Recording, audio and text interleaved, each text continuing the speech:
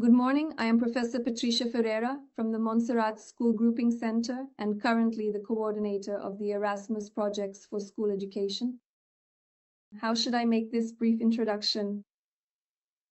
Wellbeing Week at the Montserrat School Grouping was born from something very simple yet essential. The need to take care of ourselves in such a demanding daily rhythm.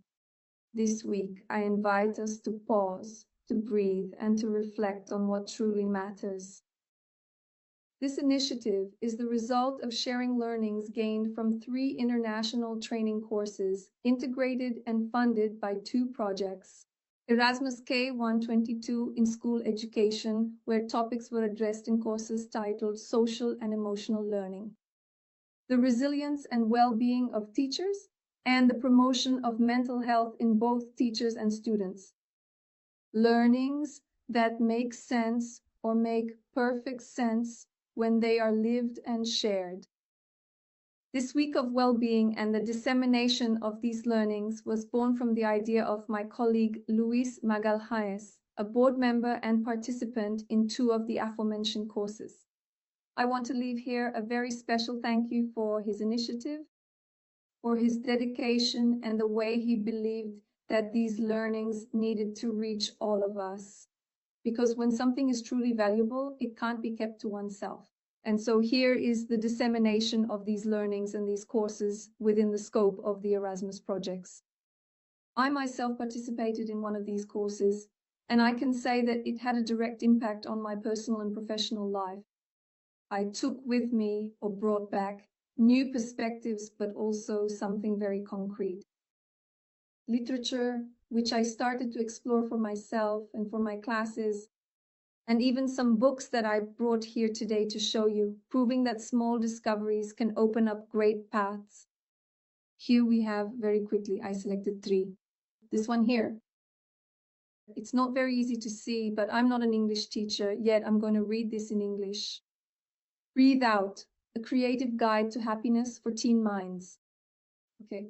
This is full of activities and reflections for all of us, for us. They can be adapted for adults, for our children, for our students, for our nephews and nieces, for anyone who needs them. Here is another one by a writer I really liked.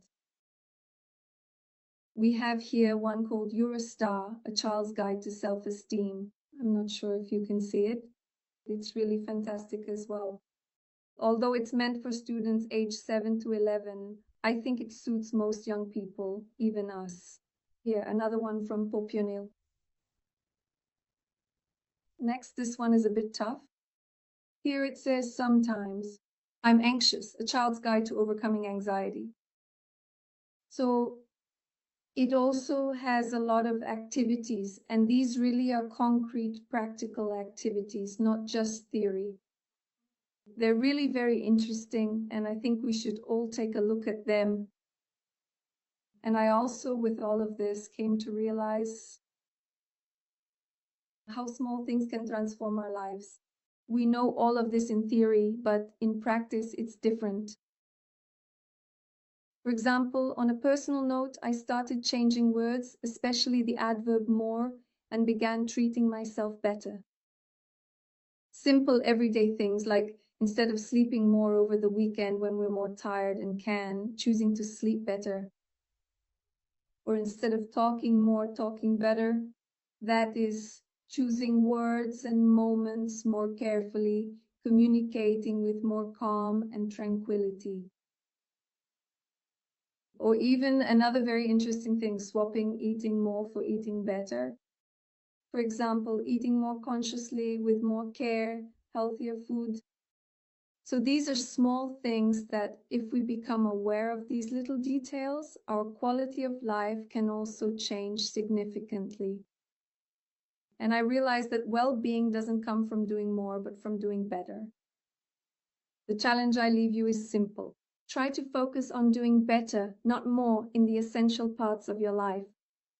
Maybe not everything will change overnight, but it can change how we feel, how we relate to others, and how we teach ourselves. I hope this week brings you exactly that. Moments of pause, reflection, and inspiration. so that each of you takes away strategies, lessons, and small ideas that contribute to better mental and emotional health and resilience. We really need to have a lot of resilience, especially when it comes to dealing with our students. So this applies not only to us as professionals, but also as people.